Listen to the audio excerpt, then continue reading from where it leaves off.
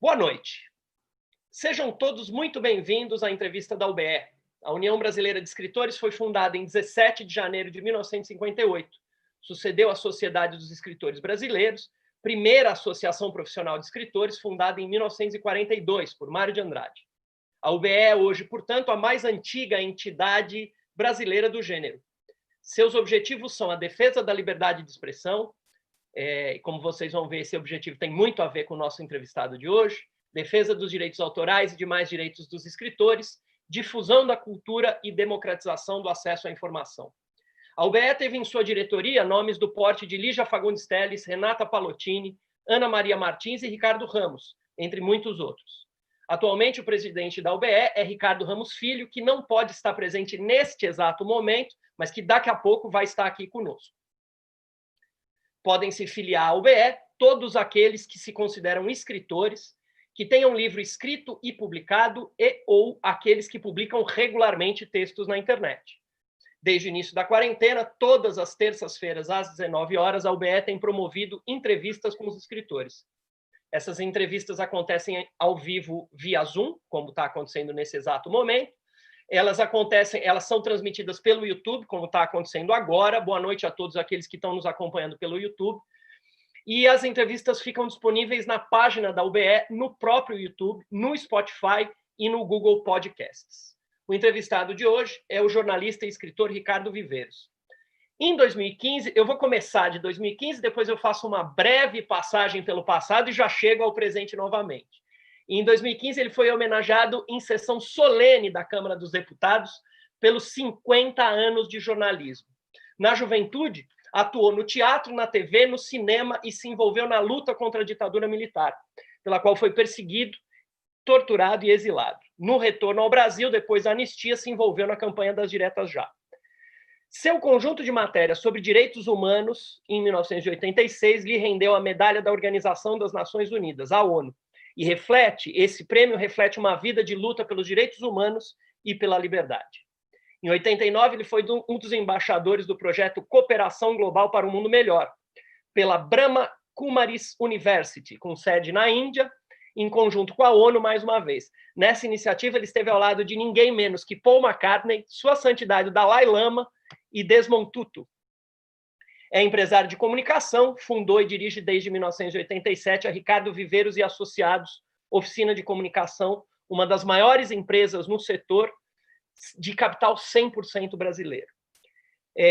Agora voltamos ao ano de 2015, no qual, além de receber aquela homenagem pelos 50 anos de jornalismo, ele obteve o título de Notório Saber na área de Educação, Arte e História da Cultura, que é um programa da Universidade Presbiteriana Mackenzie. Esse título equivale ao doutorado estrito sensu. É autor de 49 livros, 49, né, Ricardo? 49 livros, poeta em 6 deles, com destaque para Doces Beijos Amargos, que mereceu um inspirado prefácio de Dom Paulo Evaristo Arnes, e O Poeta e o Passarinho, com prefácio do Ziraldo. Nada menos do que isso. Boa noite, Ricardo, seja muito bem-vindo. Eu estou muito feliz de entrevistar você. Pode dar sua boa noite para o pessoal, suas boas-vindas. É uma alegria para a UBE ter você aqui. Boa noite a todos, em especial a você. Meu muito obrigado à UBE, meu muito obrigado a todos os colegas e não colegas que estão nos assistindo agora, prestigiando aqui esse meu bate-papo com você.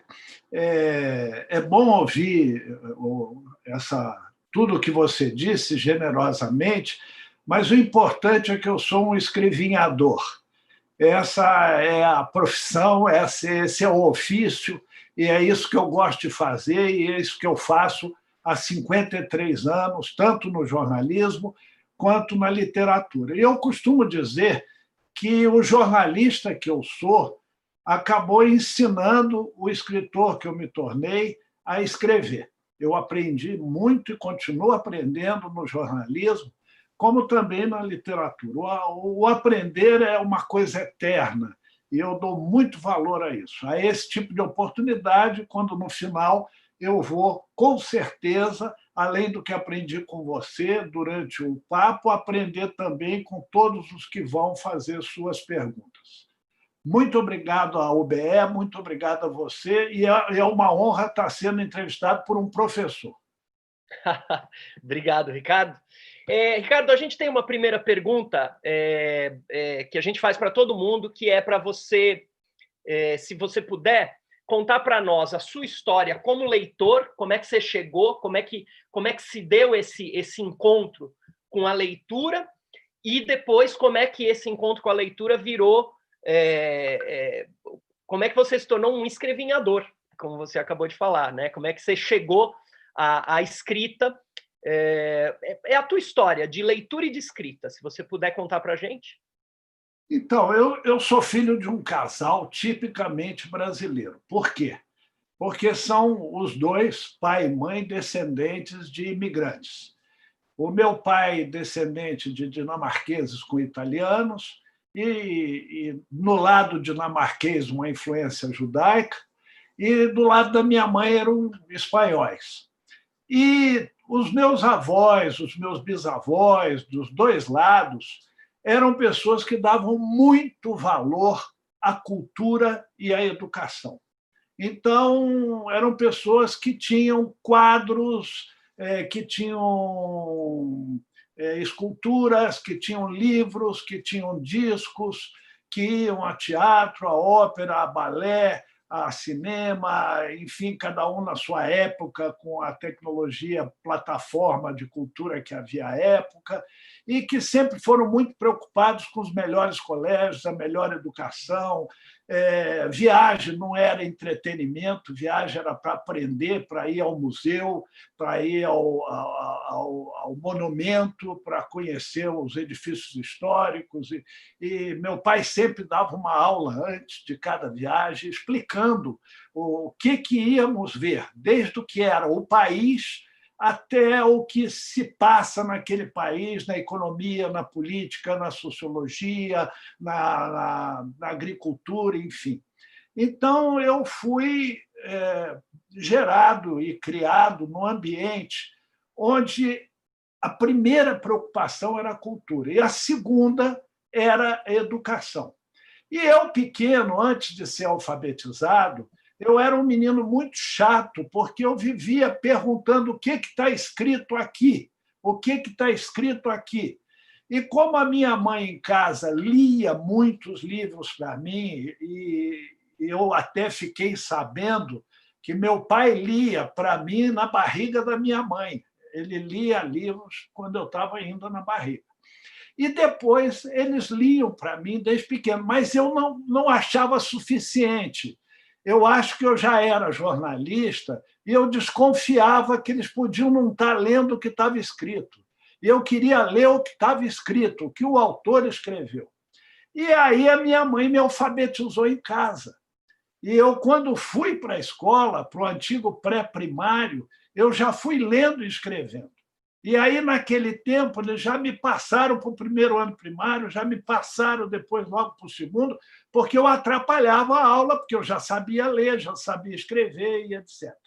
E lá em casa tinha o cantinho da leitura, que era uma estante com livros e que eu ia lendo e trocando, e eu ia à livraria comprar livros e tal. E naquele tempo, o funcionário da livraria, o vendedor, era um sujeito culto, que entendia, que lia livros. Ele não era um vendedor de livros, ele era, antes de ser vendedor, um grande leitor de livros. E ele discutia o livro, ele explicava, dava sinopse, comentava e tal. E era uma delícia ir numa livraria e conversar com um vendedor de livros.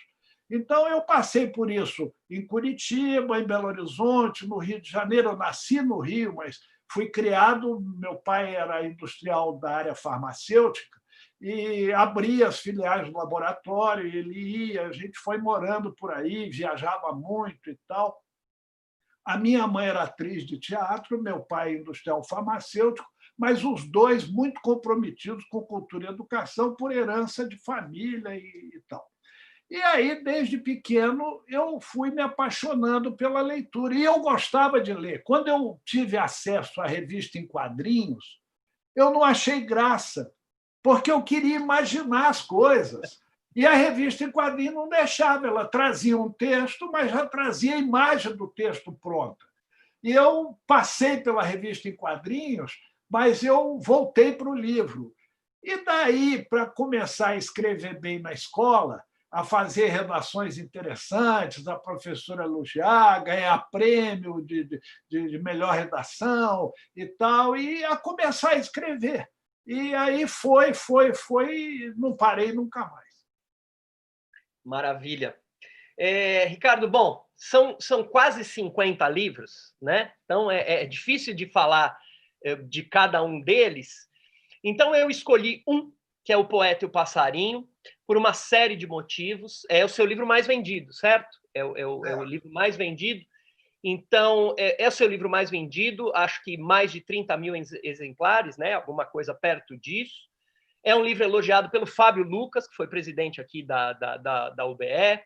É um livro elogiado pelo Frei Beto, entre muitos outros, e com prefácio de ninguém menos do que o Ziraldo.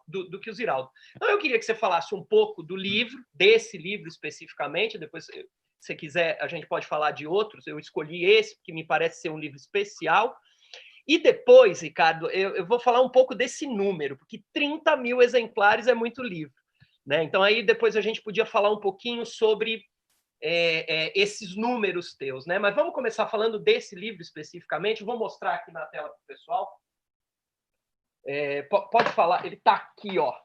Esse livro aqui, Poeta e Passarinho. Então, esse livro ele é um livro curioso, né? Um livro que me deu e continua dando muita alegria, muita satisfação. Para você ter uma ideia, esse é um dos raros livros editados no Brasil cujo autor viajou o país inteiro fazendo noites de autógrafos, estado por estado, fazendo palestra em escolas, em universidades. Esse livro foi premiado pelo Itaú Social, que adquiriu cerca de 5 mil exemplares e distribuiu no seu programa pelo Brasil inteiro. Enfim, esse livro teve essas pessoas que você disse, teve Tatiana Berlim, que teve acadêmicos da Academia Brasileira de Letras, da Academia Paulista de Letras, da Academia Mineira de Letras, que me honram muito, porque são pessoas competentes, capazes, estudiosas, enfim. Então, esse livro tem uma história curiosa, curiosíssima. Foi o único livro que eu não quis escrever. Isso é absolutamente curioso, né? Eu tenho tantos livros, eu tenho vários livros que estão em 8ª edição, 6ª edição, 5ª edição, que venderam muito, que tiveram nas listas de mais vendidos da Veja, da Folha, do Estadão. Agora, esse livro foi o único livro que eu não quis escrever. E aí você me pergunta, mas como é que você escreveu o livro? Né? É a pergunta que todos estão pensando.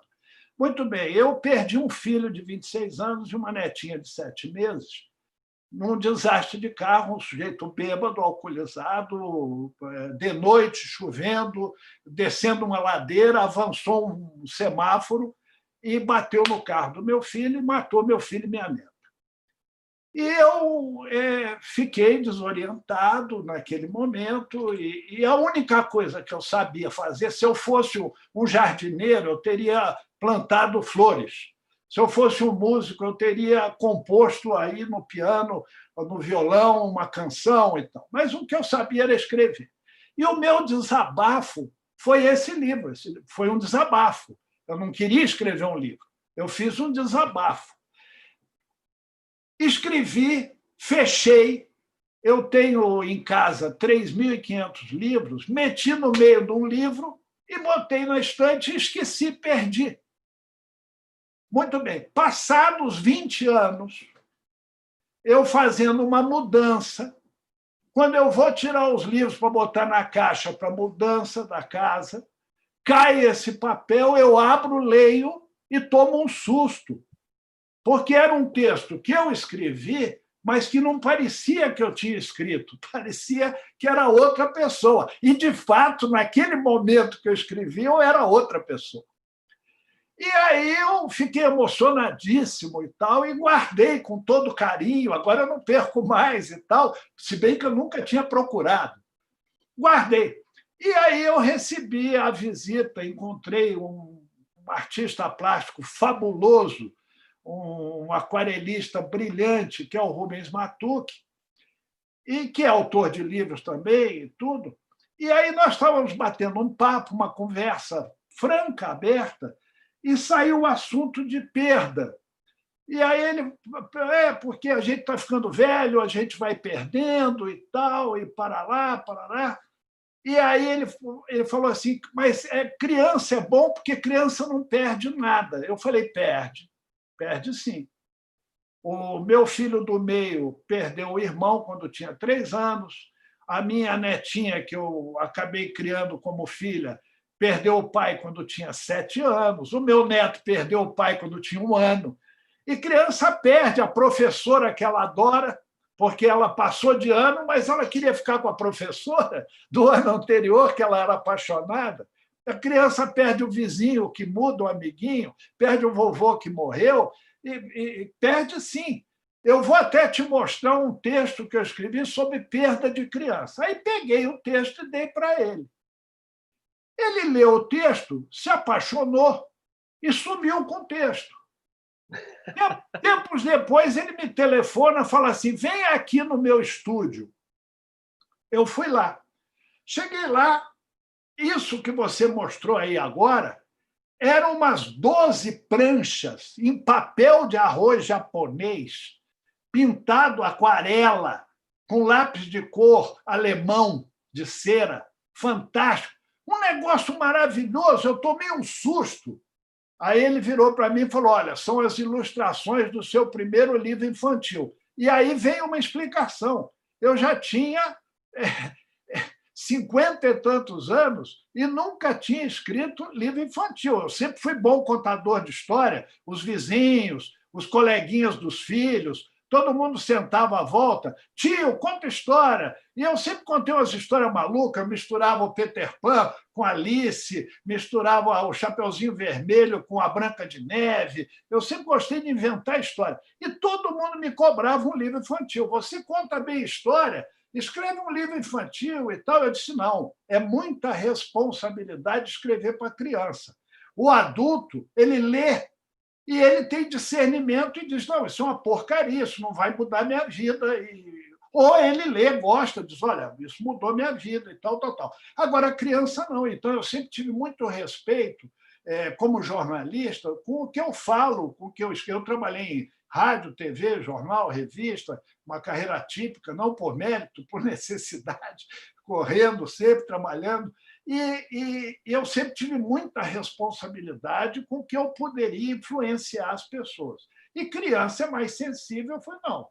Aí eu falei, não, isso não é livro nenhum. E eu estava até pensando como é que eu ia pendurar aquilo na minha parede. Né? Eu falei, vou furar a parede toda, vou fazer 12 quadros, um negócio maravilhoso, né? O trabalho do Rubens Matuque. Ele, é o seu livro? Eu falei, não, não. Já arrumei editora, já tem editora. Eu falei, de jeito nenhum. Isso foi um desabafo, eu não escrevi isso pensando em livro e tal, tal, tal. Mas ele me falou tanto, insistiu tanto, que eu, com medo, falei, escolhi alguns escritores, a Tatiana Bellic, a Eva Funari, a Cissa Alves Pinto, o Ziraldo, e mandei o livro. Mandei o livro, não, mandei o texto. Ele disse assim, pelo amor de Deus, dê uma opinião. As opiniões que vieram foram ótimas, todas favoráveis, generosas. E o Ziraldo já me mandou o prefácio do livro, eu nem pedi. Ele já mandou, falou, olha, já fiz e tal, aquele jeito dele e tal. E o Ziraldo não faz prefácio para ninguém, nem pagando, nem encomendando. Bom, aí eu fiquei emocionado, falei, não é que eu escrevi um livro infantil, não é que eu vou deixar publicar, e com medo ainda. Mas psicólogos, psicanalistas, pedagogos opinaram favoravelmente sobre o livro e tal. Eu falei, bom, então, a Eni Maia da Biruta, que é uma educadora fantástica, tem uma editora que é um sonho, publicou o livro. E o livro estourou a boca do balão, como a moçada fala. Foi um sucesso, lancei pelo Brasil inteiro, dei entrevista no Brasil inteiro. Já passa da centena de escolas que indicaram o livro para trabalho escolar, e eu fui e participei. E coisas fantásticas. Em Salvador, nunca me esqueço, a professora muito inteligente deu o livro para trabalho, as crianças fizeram o livro, e o desafio qual era? Inventar um final diferente. Olha só. Você sabe que tinha final melhor que o meu? Eu falei, meu Deus, por que eu não fiz esse final tão bom assim, tão perfeito, tão fantástico? E o livro continua aí, é um sucesso. Fiquei conhecido pelo livro. Eu já tinha feito livros assim, livros de história do Brasil, que eu levei 12 anos pesquisando, desde a Espanha, Portugal, Salvador, Rio, São Paulo, 12 anos pesquisando e tal. São livros de sucesso, vende e tal, mas eu sou conhecido. Outro dia eu estava numa livraria, fui comprar um livro. Aí, quando eu fui passar o cartão de crédito, o moço do caixa olhou e falou: o autor do Poeta e o Passarinho. Então, eu acabei ficando conhecido por causa desse livro. O único livro que eu não quis escrever. Maravilha. Ricardo, vamos falar, então, um pouco desses números, né? Esse é um livro, esse é o teu livro mais vendido, mas não é o único, né? Você vendeu bastante livro. Eu tenho aqui, por exemplo, só para dar um exemplo, O Menino que Lia Nuvens, cerca de 5.000 exemplares, né? Não, só esse ano, em janeiro. De janeiro a maio desse ano, em plena pandemia, eu tomei uma surpresa. A editora, outro dia, me pagou direitos autorais.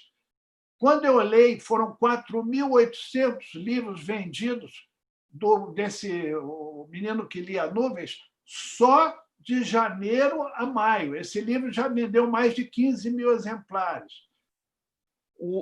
E um dos principais agentes de vendas desse livro foi o Clube de Leitura, né? E aí, no ano passado, você recebeu o diploma de membro honorário da Academia Paulista de Educação e apresentou a tua visão de educação. E eu acho que essas coisas podem conversar, né? Quer dizer, o fato desses livros venderem bem e essa tua... Eu não sei, esse teu otimismo e essa tua capacidade de acreditar que é possível formar o leitor no Brasil. Eu queria te ouvir um pouco a respeito disso, dessa tua visão da educação e da formação de leitores. Olha, a vida é muito engraçada, né? E repórter anda, repórter circula, repórter vai para lá, para cá, vai na favela, vai no bairro do Rico, vai no bar, vai na indústria, vai no comércio, vai na agricultura e tal. Eu aprendi com um grande jornalista, colega, o Ricardo Couto, também autor de livros, uma coisa curiosíssima. Quando você chega numa cidade pequenininha do interior, do lugar mais remoto, do estado mais longínquo, e estão as casas todas bonitinhas, caiadinhas, pintadinhas, assim, a fachada, aquela cidade é uma cidade que não tem problema econômico, financeiro, e o pessoal é feliz. Aí eu falei: Ricardo, por quê? Aí ele respondeu pelo seguinte: o primeiro dinheiro que o cara ganha, ele compra uma TV, depois ele compra uma geladeira, ele compra um fogão bonito, ele vai comprando. Compra celular, compra bicicleta e tal. Quando ele não tem mais nada para comprar, ele vai lá e pinta a fachada da casa. Né? Então, são curiosidades da vida de um jornalista, né, que a gente vai descobrindo. Então, eu andando pelo Brasil, eu conheço 114 países e conheço o Brasil inteirinho, trabalhando como jornalista. E você vai em cidades que o sujeito não tem condição de viver, você fica impressionado. O sujeito tem lá a casinha miserável dele, tem as coisinhas dele e tal. Aí você fica imaginando, como é que esse cara vai ler um livro? Eu, quando publiquei meu primeiro livro, foi um concurso que eu ganhei. Eu ganhei um concurso e o concurso dava a publicação do livro. Isso foi em 1968. Aí eu fiquei emocionadíssimo. Eu sou um autor, eu sou um escritor, eu publiquei um livro. Mas, ao mesmo tempo, quer saber, eu fiquei preocupadíssimo com a responsabilidade. Eu falei: esse coitado desse editor vai ficar com esse livro encalhado no armazém. Eu preciso ajudar esse homem a vender esse livro, porque também eu vou ser um autor de um livro que ninguém leu, que só foi publicado porque ganhou um prêmio. Sabe o que eu fiz? Botei o livro debaixo do braço e comecei no bairro que eu morava a visitar escola por escola. Chegava na escola e dizia assim: bom dia, eu quero falar com a professora de português. Naquele tempo era assim, hoje é língua portuguesa. Aí diziam: olha, aquela senhora ali. Aí eu ia lá e dizia assim: como vai, a senhora? Vai bem? Tudo bem? Olha, eu queria perguntar, a senhora dá livro para trabalho dos alunos? Dou. De quem? Ah, do Gonçalves Dias, do Machado de Assis, do Essa de Queiroz. Aí eu perguntava: e eles vêm aqui discutir com os alunos, conversar com os alunos no dia da entrega do trabalho? Aí ela falava: claro que não, já morreram, onde já se viu? Eu dizia: bom, é o seguinte, aqui está meu livrinho, a senhora lê. Se a senhora gostar, a senhora indica e eu me comprometo a vir aqui discutir meu livro com os alunos no dia da entrega do trabalho. Olha, isso é uma boa ideia, eu vou ler seu livro. E aí telefonava e dizia: olha, gostei do livro, estou indicando. E eu só veio aqui fazer a palestra. Lá foi eu, fazia a palestra. E assim foi vendendo, esgotou, tirou uma segunda edição. E aí eu comecei, que nem na internet hoje, não tem seguidores na internet. Você tem lá o seu Instagram, você tem lá o seu Facebook, você não tem seguidores. A fulana tem 1 milhão de seguidores, Beltrana tem... Eu tenho seguidores. Tem gente que tem meus 48 livros autografados na prateleira. O cara faz questão de não perder nenhum. Tem alguns que ele não deve gostar, provavelmente. Outros sim, mas ele quer ter todos, ele é meu seguidor. E aí formei um público, e esse público compra livros num país que as pessoas não têm dinheiro para comer, para comprar remédio, para estudar, para ir a ter acesso à cultura, a viajar, enfim. Mas a pessoa dá um jeito de arrumar aquele dinheirinho para comprar o livro. E aí você faz trabalho com escola, você faz palestra, você dá entrevista. O autor, ele é, às vezes, muito vaidoso. Ele se coloca lá na torre do seu castelo de autor e não quer conviver, não quer participar, não quer... Eu não. Me chama na escola pública, eu vou, me chama na escola privada, eu vou, me chama na universidade, eu vou, me chama no Rotary, no Lions, no sindicato, na associação, no condomínio do prédio, eu vou. E aí as pessoas conversam, gostam, as pessoas compram o livro e vai. De repente, você tem um público.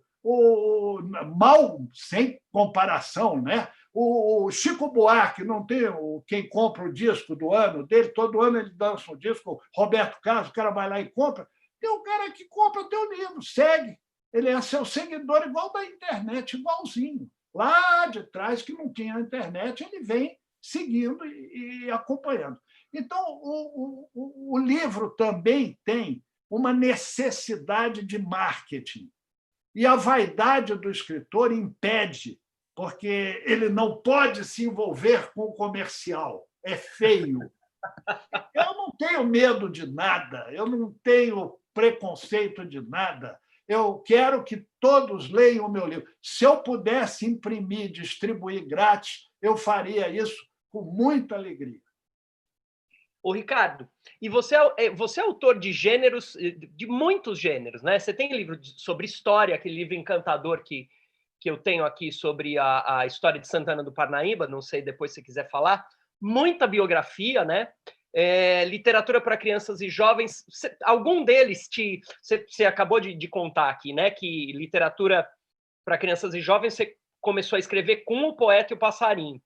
Algum desses gêneros te realiza mais como escritor ou cada um deles tem o seu charme, o seu prazer? Ou alguns são mais trabalho, assim, metódico, e outros são mais, não sei, mais prazerosos? Como é que é isso? Olha, eu vou falar e as pessoas vão dizer que eu estou fazendo o tipo. Todos eles, sem exceção, foram por inspiração. Aí você vai dizer: não, espera aí. e a família do Laudo Natel, que procurou você e contratou você para escrever a biografia do Laudo Natel. Eu não aceitei pelo dinheiro. Eu fui investigar, eu fui pesquisar, eu fui ver o Laudo Natel do futebol, São Paulo, o Laudo Natel do Bradesco, um grande banco privado, o primeiro banco a ter marketing, a tirar o gerente do fundo, passar para frente, a pagar a conta. Quem inventou isso tudo? Foi o tal do Laudo Natel. Quem construiu o Morumbi foi o tal do Laudo Natel. E aí o Laudo Natel, governador tampão, quando caçaram o Adhemar, depois governador de fato, aí o episódio com o Maluf. Que história interessante, vou aceitar. E aceitei, fiz, e o livro é um sucesso. Esse é um dos que mais vende. Ele é adorado. Não é por mim, é por ele. Morreu agora, esse ano, lamentavelmente, às vésperas de fazer 100 anos. Aliás, alguns anos atrás, eu até me emociono lembrando isso, eu fui visitá-lo, ele olhou para mim e disse assim: você cuida da saúde? Eu falei: cuido. Você faz check-up? Eu falei: faço. Você está bem? Sua pressão, colesterol, ácido úrico, triglicérides, açúcar? Eu falei: peraí, o senhor está achando que eu estou... O senhor está me olhando? O senhor sonhou comigo que eu morri? O que aconteceu? Ele falou: não, é que eu não quero que você me decepcione, porque você é o primeiro nome da lista do meu aniversário de 100 anos. Então, é esse tipo de gente interessante que você escreve uma biografia, claro que com inspiração, claro que com alegria, claro que com prazer. Eu fui professor 25 anos. Sabe qual era a minha alegria? Ver o aluno bravo porque a aula terminou. Quando eles não ficavam chateados, para mim era uma decepção. É que eu tinha dado uma aula ruim. Uhum. Então, você, quando faz biografia com prazer, e biografia o que é? Trabalho de jornalista. Biografia é investigação, é pesquisa, é entrevista. Toma tempo. Em média, eu levo 8 meses para fazer uma biografia. Em média. Dá um trabalho danado. Ô, Ricardo, e não é a hora de uma autobiografia? Eu preparando essa entrevista, eu preparando essa entrevista aqui, eu encontrei as informações e as tuas histórias. Só para o pessoal aqui, você conviveu com Carlos Drummond de Andrade, Cecília Meirelles, Clarice Lispector, João Cabral, que você me contou que foi seu amigo pessoal. Estou indo para Portugal agora em novembro, a convite da Universidade de Lisboa, para dar uma palestra sobre João Cabral e passar uma semana dando curso, fazendo seminário sobre João Cabral e Clarice Lispector. Então, não é a hora de contar essas histórias todas por escrito? Conta algumas aqui para nós, não, mas é a hora de contar por escrito. Melhor que isso. Eu tenho história com Brizola, com Lula, com Montoro, com Mário Covas, com Carlos Lacerda. Eu tenho história com artistas. Né? O repórter ele entrevista muita gente. Né? Eu tenho uma história fantástica que me está sempre presente. Né? Eu era moleque e o Carlos Drummond de Andrade já era um senhor. Né? E ele trabalhava no Ministério da Educação, no Rio de Janeiro, ali no Castelo, aquele prédio lindo, prédio modernista e tal, e ele ia a pé até o jornal, escrevia a crônica dele, depois ficava no ponto do ônibus, pegava o ônibus e atravessava o aterro do Flamengo para ir para a casa dele em Copacabana. E eu trabalhava no jornal e ele era um sujeito muito fechado, muito calado, muito quieto. Parecia antipático, não era. Mas como ele era fechadão, todo mundo tinha um pouquinho de medo. Ele era o grande Carlos Drummond de Andrade. Eu já escrevia poesia, mas escondia, tinha uma pastinha lá na última gaveta e tal. E eu nutria o sonho que, se um dia ele me desse confiança, ele me deixasse falar com ele, quem sabe eu não mostrava minhas poesias e ele opinava, me dava uma aula, me ensinava e tal, tal, tal. Aí o que eu tramei? Eu tramei o seguinte: eu vou regular meu horário com o dele, vou descer, ficar no ponto do ônibus, vou pegar o ônibus com ele, quem sabe eu sento do lado dele, quem sabe um dia ele puxa a conversa comigo, porque eu aqui na redação, eu sou um anônimo. Ele é o caso de Monte Andrade, ele entra, sai, todo mundo, olha lá o poeta.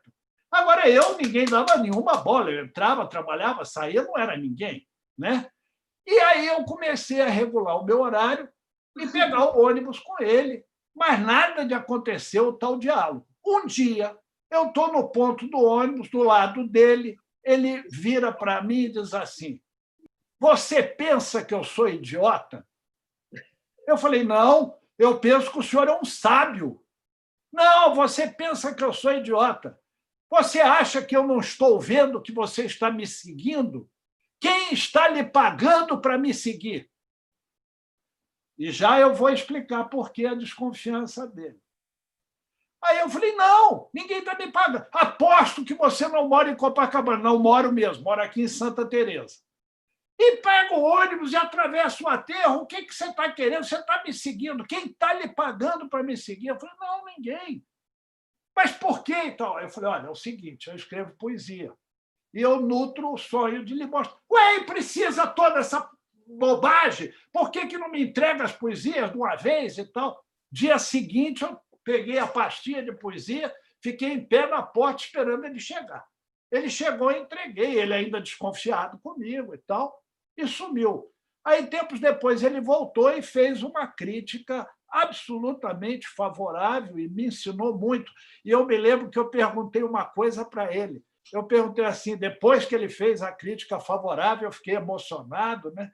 Eu virei para ele e disse: qual é a receita para escrever bem? Ele respondeu para mim, sério: é não escrever. Aí eu fiquei uma semana pensando o que o homem quis dizer com isso, caramba. E entendi que quanto mais claro, objetivo, direto, quanto mais simples você for, melhor. Né? É o Cassiano Ricardo. Né? A simplicidade é tudo e pronto, é o haikai japonês. Né? Enfim. Então, esse episódio com o caso de Monte Haddad, anos depois eu fui descobrir o porquê. Ele já tinha morrido. Descobriram que ele tinha uma amante. Então, com certeza, ele achou que alguém, a mulher, sei lá, estava me pagando para vigiar ele e descobrir onde é que ele ia. E ele ia para casa, coitado. Eu sei porque ele saltava na rua dele e eu saltava adiante e voltava. Gastei uma fortuna de ônibus, uma fortuna, ainda bem que eu tinha recurso. Né? E o João Cabral você conheceu, desculpa, Ricardo, o João Cabral você conheceu no exterior? O João Cabral eu conheci em Portugal. Conheci em Portugal, era uma figura maravilhosa, uma figura suave, bem-humorada, inteligente. Eu convivi muito com Vinícius de Moraes, eu convivi muito com Tom Jobim, e tenho histórias com esses políticos todos, né? O Adhemar, o Brizola, o Lacerda, o Juscelino, até recente, o Mário Covas, enfim. Então, a vida do repórter permite, isso não é vantagem, isso não é mérito.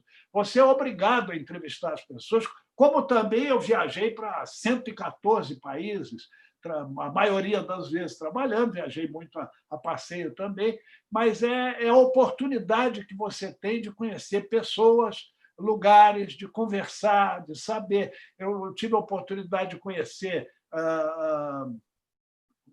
escritores espetaculares, sensacionais, né, estrangeiros, conviver com.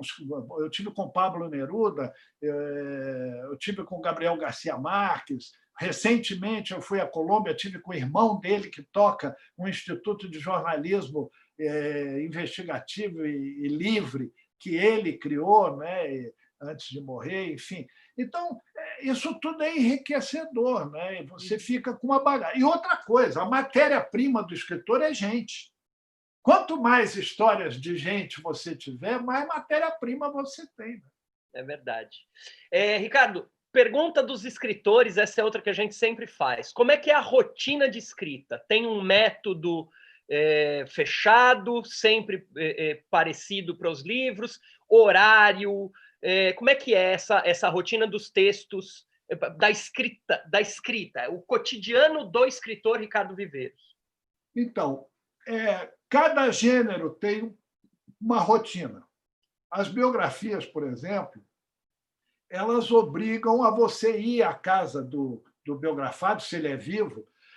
Se ele não é vivo, você obriga você a entrevistar pessoas que conviveram com ele, familiares, amigos, profissionais liberais que lhe prestaram serviço, às vezes o barbeiro, o motorista de táxi da esquina, são pessoas que contam histórias dos entrevistados, né?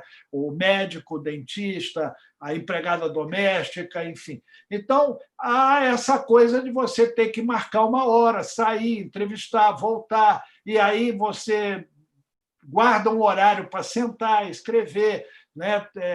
Nas biografias eu tenho uma equipe muito competente que me ajuda na pesquisa, nas entrevistas, na busca de informação, né? E assim por diante. Os livros infantis, não. Por exemplo, eu agora estou escrevendo um livro infantil novo que chama-se, já tem o título, isso é muito raro, o título sempre é o último, mas esse livro eu comecei pelo título. O título é A Anta Não É Burra, é Anta. Então, é um livro que conta a história de uma família de antas que veio da Colômbia para o Brasil e que a anta filha, que é uma menina revolucionária, inteligente, feminista, ouve dois pescadores conversando na beira do remanso e um deles prende o anzol no dedo, né? E o outro fala: você é uma anta. E ela fica revoltadíssima e resolve provar que a anta não é burra, é anta. E aí o que eu descobri? Conversando com zootécnicos, conversando com veterinários, que a anta é um bicho extremamente inteligente. Isso é uma injustiça chamar alguém de anta. Então, esse livro eu estou escrevendo há muito tempo e assim, toda vez que eu tenho uma folga, eu toco um pedacinho do livro. Então, esse não tem rotina, porque ele não tem um prazo, o editor não está no meu pé cobrando. As biografias, o editor fica no pé cobrando. Então, você tem livro de história, livro-reportagem, então, poesia e livro infantil, você faz quando tem inspiração e quando tem tempo. Então, eu escrevo o dia todo. Eu sento no computador cedo e tal, e eu tenho o meu trabalho à frente da empresa, né? Eu tenho uma equipe espetacular, maravilhosa, que me poupa muito e me permite escrever artigos, escrever livro, né? Mas, com tudo isso, tem problemas que a gente tem que estar à frente, tem que olhar, tem que cuidar e tal. Então, é uma rotina tumultuada, mas eu sou muito planejado, organizado, disciplinado. Então, eu consigo fazer do tempo alguma coisa a meu favor. Ô, Ricardo, agora, por incrível que pareça, só faltam 10 minutos para eu abrir para o público. Passou voando. Eu vou ler aqui, um trechinho, uma curta frase de ninguém menos que Dom Paulo Evaristo Arns, a respeito de você, para a gente falar nesses 10 minutos de Brasil do presente. Eu vou ler essa frase de Dom Paulo e vou relacionar com um artigo que você publicou na Folha em 20 de julho, o artigo Frágil Democracia, né?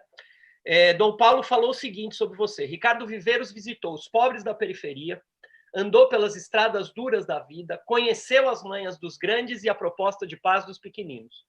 Portanto, possui uma presença, uma posição definida.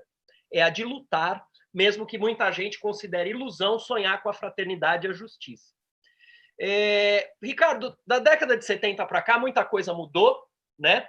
Mas você tem aí uma história na luta por direitos humanos, pela liberdade de expressão, e parece que, infelizmente, no ano de 2020, essa luta se faz cada vez mais necessária. Houve avanços, é claro, mas estamos passando por um momento muito turbulento, para dizer o mínimo. E você falou sobre isso, né? Nesse seu artigo na Folha, você publicou em 20 de julho, né? Você lembrou que o governo federal tem usado slogans semelhantes aos slogans dos nazistas e disse que nada pior do que a desesperança para dar espaço aos radicais de qualquer ideologia, como também aos oportunistas. A frase é do texto. Então, queria que você falasse um pouco da tua avaliação no momento presente, dessa dor de cabeça, para dizer o mínimo, mais uma vez, que nós estamos passando hoje. Olha, eu tenho uma clareza muito grande em relação a isso, não só pelo fato de eu ter combatido a ditadura militar no passado e tido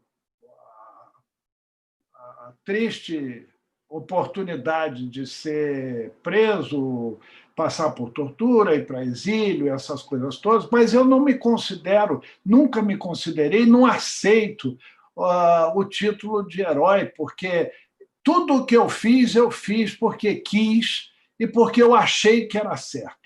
Na verdade, eu era um legalista. Havia uma Constituição, havia um presidente eleito, havia um vice eleito, né?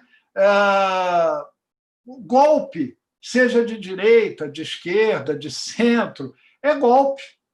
A Constituição é para ser respeitada. Se ela não é boa, vamos trabalhar para mudar. Vamos fazer uma Constituinte, vamos corrigir, aperfeiçoar, aprimorar, etc. Mas ela é para ser respeitada, a lei é para ser respeitada, né? Então, eu penso o seguinte: o Brasil é um país muito jovem. O Brasil, para país, é como um menino de 10 anos, né? Você vai para a Índia, para a Grécia, você vai para o Egito, tem coisas lá de 1.000 anos, 4.000 anos, 5.000 anos antes de Cristo e tal. E agora isso não justifica, porque você tem a Nova Zelândia, você tem o Canadá, você tem a Austrália, que são jovens democracias que não passaram o que a gente passa e assim por diante. Agora, eu vejo isso, como eu disse a você, com muita clareza, por quê? O povo brasileiro é um povo que vem sofrendo seguidas decepções. E é um povo que continua, por problemas de educação, de cultura, acreditando em Salvador da Pátria. Então, o Getúlio foi o salvador da pátria, não deu certo. Aí veio o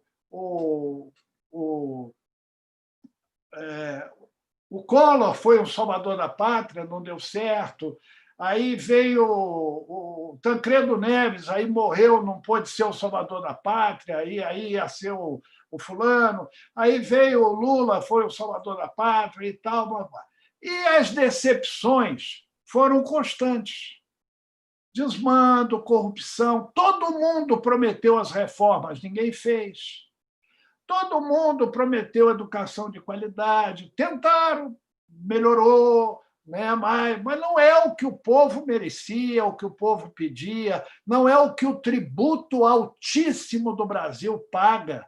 Né? Eu vejo agora o pessoal discutindo reforma tributária. Não é isso que tem que discutir. Tem que discutir o seguinte: o Estado gasta pouco ou muito? O Estado gasta bem ou mal? Antes da reforma tributária. Porque não adianta fazer uma reforma tributária e o Estado continuar gastando mal. O Estado continuar não entregando serviço de qualidade. Os que podem, pagam segurança particular, escola particular, hospital particular. Tudo isso é dever do Estado. Não é verdade? Então, o que eu vejo? Eu vejo que as seguidas frustrações do povo brasileiro fazem o povo brasileiro cair na armadilha do salvador da pátria. E aí, nem sempre o salvador da pátria, pelo menos, é preocupado com educação, com cultura, com saúde, com meio ambiente, não é verdade? Então, um salvador da pátria militar, ele é preocupado com tecnologia de guerra, ele é preocupado com estrada para o tanque passar, ele é preocupado com telefonia para comunicar e tal. é como se fosse um médico. O médico, o presidente da República, ia ser preocupado com saúde, né? O professor ia ser preocupado com educação, supõe-se, imagina-se, né? Mas nem sempre e tal, né? Já teve o sujeito que era advogado e foi um bom secretário de saúde aqui em São Paulo. É raro, mas acontece. Então, o que aborrece, o que preocupa? O que preocupa é a cultura do ódio. A cultura do ódio não soma, ela não une. O Brasil precisa de união e trabalho. O Brasil precisa de união e seriedade. Agora se discute fake news, eu sou jornalista. Trabalho até hoje, aos 70 anos, em jornalismo, desde os 16. Aí o que é fake news? Fake news sempre teve. Sempre teve. Então, qual é a discussão da fake news? É o seguinte: censura. Estão regulando o Zap, não, estão regulando quem fala mentira. Estão tentando regular para impedir quem incita a sociedade à violência, quem difama, quem calunia. Não é verdade? Então, eu tenho uma frase que é o seguinte: liberdade de expressão exige responsabilidade de expressão. Como eu tenho outra frase de quem reclama que a imprensa bate no governo. A minha frase é a seguinte: a imprensa existe para governados, não para governantes. Não tem que ficar elogiando prefeito, governador, presidente da República. É obrigação se eles estão fazendo direito.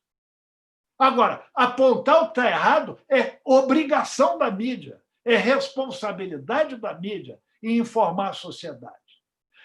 Direitos humanos, a defesa da liberdade, do não preconceito, da não discriminação, a raça, a ideologia, a gênero, são coisas que eu faço desde menino, agora é moda. Agora até tem um nome bonito, chama responsabilidade social.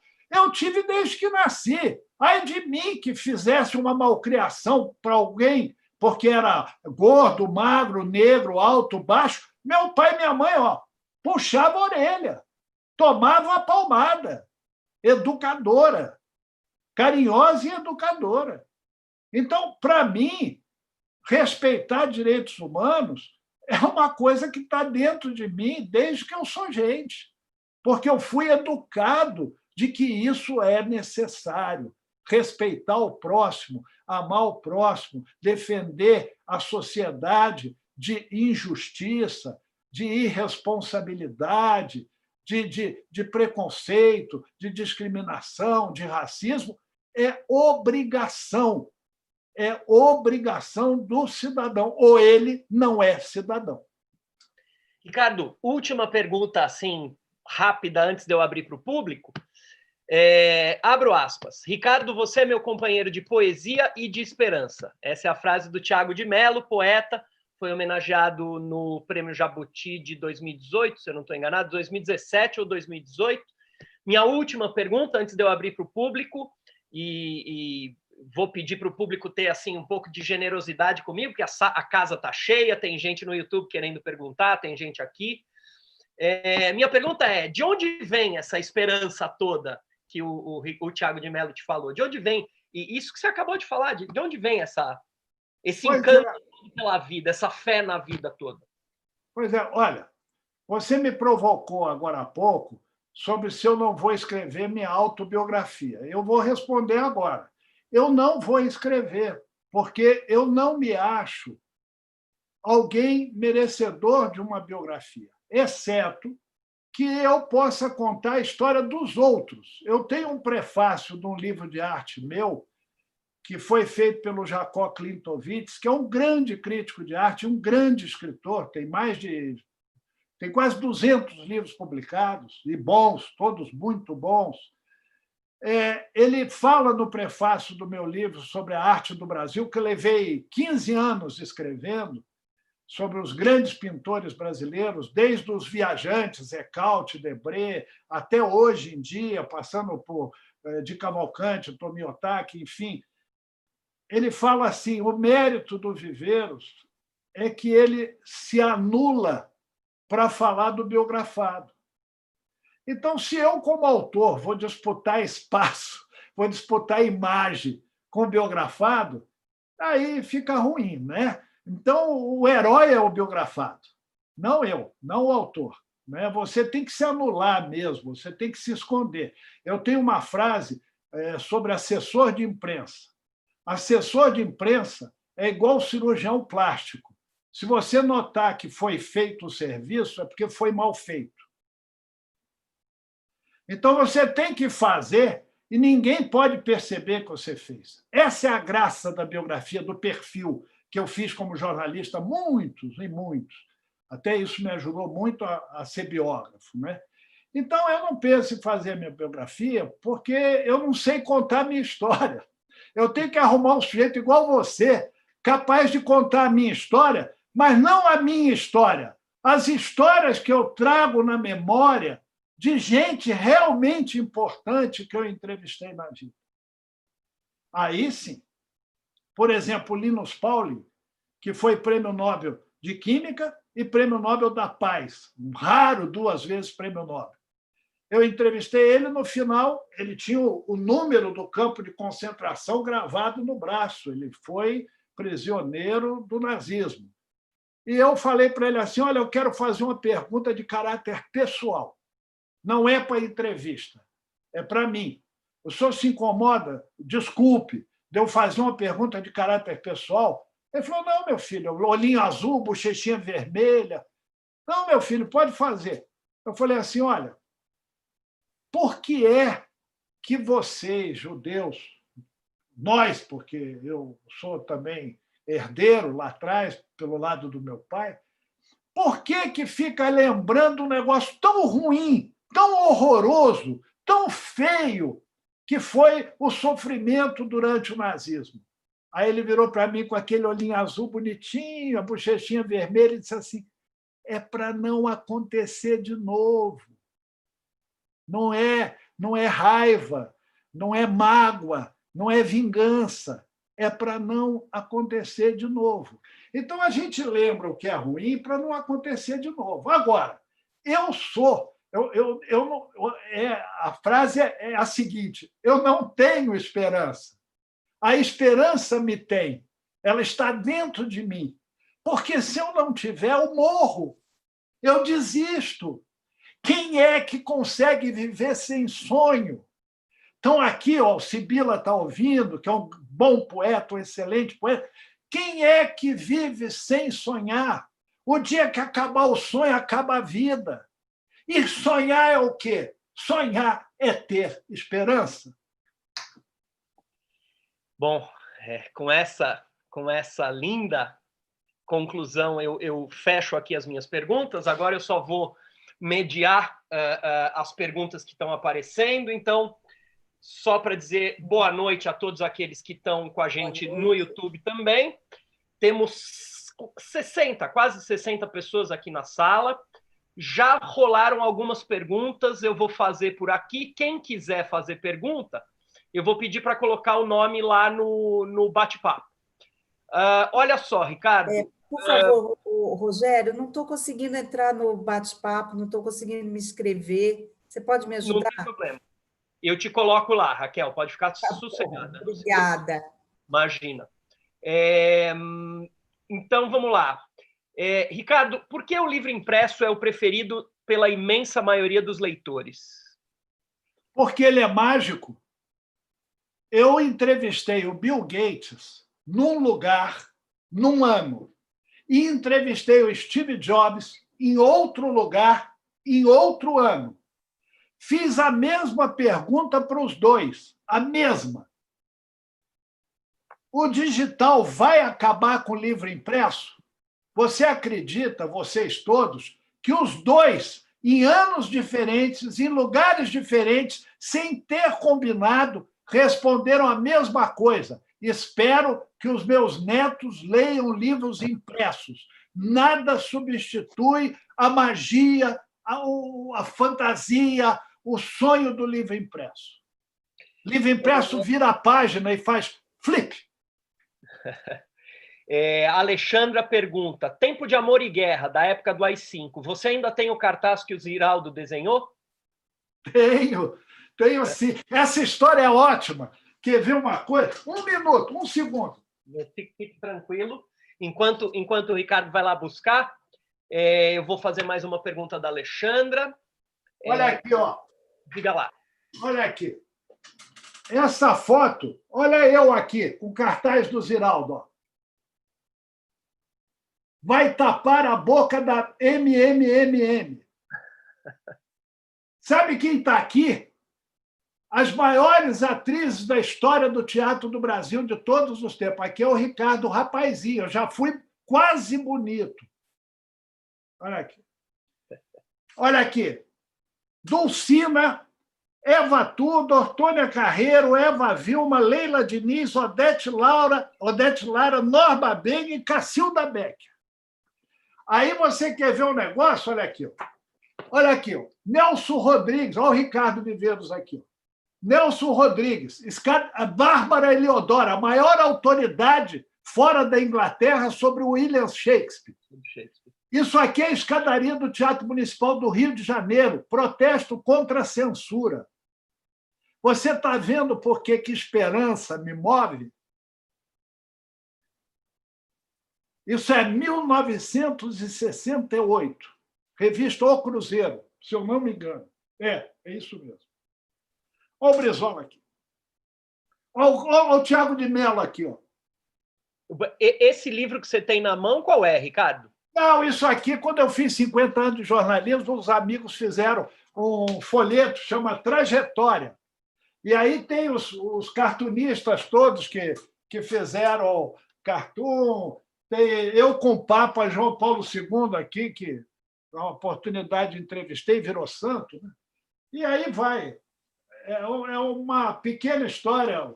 Aqui, quando eu cobri guerras, e, enfim, né? É um documento que os amigos fizeram dos meus 50 anos de jornalismo. Ficar velho tem 2 vantagens. Só duas. A primeira é que você ainda não morreu.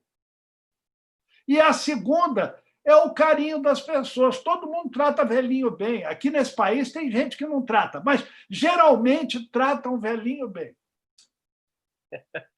Ricardo, ainda outra pergunta da mesma Alexandra. Você prefere escrever poesia ou biografia? Tem preferência? Olha, escrever é a mesma coisa que música. Outro dia, o meu filho do meio, que é especialista em música, o Felipe, perguntou, e o meu caçula é cantor, o Miguel, ele perguntou para mim assim, pai, que gênero de música que você gosta? Eu falei, gênero boa. Então, eu não tenho preferência de gênero, eu gosto de escrever coisas interessantes, sempre que possível. Às vezes eu escorrego. Ricardo, vou abrir o microfone do nosso Fernando Dezena, que é um dos nossos sócios, está sempre aqui com a gente. Vai lá, Fernando, pode fazer sua pergunta. Boa noite. Essa entrevista devia ser em capítulos a semana toda. Segunda-feira um tema, terça-feira outro, porque o tempo está muito curto para tanta coisa boa, não é verdade? Então, você passou uma energia muito, muito boa, contagiante. Obrigado. 2 perguntinhas. Já foi falado aqui, né, que o livro seu de maior vendagem, O Poeta e o Passarinho, poesia, e você disse que nessa vida sua aí de escrevinhador, ficou muita coisa plantada no caminho, né? Se você plantasse árvores, tinha uma Amazônia para trás aí para a gente curtir. Desses livros que ficaram para trás, tem algum que você ache que fala assim, pô, esse daqui eu gostava tanto e ele não chegou na onde eu achava que ele chegaria? De público, não para você, é lógico. E cada um vai ter você tem o seu gosto. E uma segunda pergunta, se você tem alguma história boa para contar para a gente sobre o Brizola. Olha, a primeira pergunta, rapidamente, é o seguinte: livro é igual filho. Você ama todos incondicionalmente. Não tem preferido. Obviamente, um filho te dá mais alegria, às vezes, do que o outro, mas o seu amor é incondicional por todos. Então, obviamente, o público ele é sábio. Quando um livro não vende bem, eu tive a felicidade, todos os meus livros, todos, sem exceção, tiraram na primeira edição 3.000 exemplares. Isso no Brasil é raro. Espetáculo. Eu não tenho nenhum lançamento de livro com menos de 300 pessoas e teve lançamento com 1.500, 1.200, 800 pessoas, que começou às 7 da noite, acabou meia-noite e complicado, o dedo doendo de dar autógrafo. Eu tenho já cerca de... O Rogério tem um número aí de quantos livros já tem vendido no total, eu não tenho isso de cabeça, mas o Rogério tem todos os títulos. Já ultrapassa quanto, Rogério? Só um segundinho, Ricardo. Só para aproveitando... Enquanto você vai procurando. Então, Isso, fala. Eu não tenho livro que eu não gostei e não tenho livro que eu acho que o povo não entendeu. O povo é sábio. Então, quando ele gosta, gosta. Quando ele não gosta, não gosta. Não adianta eu gostar. A crítica é o povo que vai dizer se é bom ou ruim. Não adianta eu achar que é bom e o povo achar que é ruim. Quanto ao Brizola, eu tenho um monte de história do Brizola, dá 2 horas, como tem de outros. Mas uma história boa com o Brizola, eu era repórter, o Brizola tinha feito a campanha para governador do Rio e ele tinha sobre ele a desconfiança que o tráfico de drogas tinha bancado, tinha dado dinheiro para a campanha dele. Então, logo que ele se elegeu, a primeira coisa que ele fez foi fazer um negócio fantástico e prender o Escadinha, que era o bandido chefe, capo do tráfico de drogas no Rio. E ele fez isso emblematicamente para mostrar que ele não tinha ganho dinheiro da droga para se eleger. Acontece que ainda era o final da ditadura e o Escadinha estava na Ilha Grande, mas uma operação cinematográfica hollywoodiana, com helicóptero, com tudo, foi lá e tirou o Escadinha. Qual ele prendeu? Tiraram o Escadinha. Aí eu fui para o edifício do Brizola, em Copacabana, subornei o porteiro, consegui entrar, subi pelas escadas, cheguei morto no andar dele, fiquei escondido num compartimento do lixo, de botar o lixo, e quando ele abriu a porta do apartamento para pegar o elevador, eu pulei na frente dele, acendeu a luz, a câmera e eu com o microfone. Aí virei e disse: governador, a que o senhor atribui a fuga espetacular do bandido Escadinha? Ele olhou para mim, olhou para a câmera, olhou para mim e, com aquele sotaque dele, disse o seguinte: algo há. Querem desestabilizar o meu governo, não é verdade? Ou seja, culpando os militares, né? Insinuando que tinha sido coisa da ditadura para derrubar. Mas eu tenho muitas outras histórias. Ele era uma pessoa interessantíssima e um sujeito que, curiosamente, há quem diga o contrário, etc., ele era preocupado com educação. Tanto é que botou o Darcy Ribeiro para cuidar, e o Darcy Ribeiro criou os CIEPs, que depois foram imitados aqui pela Marta Suplicy com os CELs, né? Que era aquela escola de qualidade, tempo integral, o dia todo. Aliás, tem uma história ótima com o Darcy Ribeiro e com o Caio Fernando de Abreu, que era o escritor. Nós estávamos na Feira do Livro de Frankfurt e eu fiquei no mesmo hotel e fiquei com os dois, um morrendo de AIDS e o outro morrendo de câncer. E eu tentando animar os dois. Só que o Caio era assim, um sujeito muito triste, muito caído, muito assim negativo, né? Esperança zero. Já o Darcy Ribeiro é mais animadinho, mas estava caído e tal. Aí eu fui jantar com os dois. Imagina o clima do jantar, né? Um com AIDS e o outro com câncer ali, os dois magrinhos, escurinho e tal, doentinho, e eu ali querendo animar os dois, né? Botar alegria ali, botar pilha, né?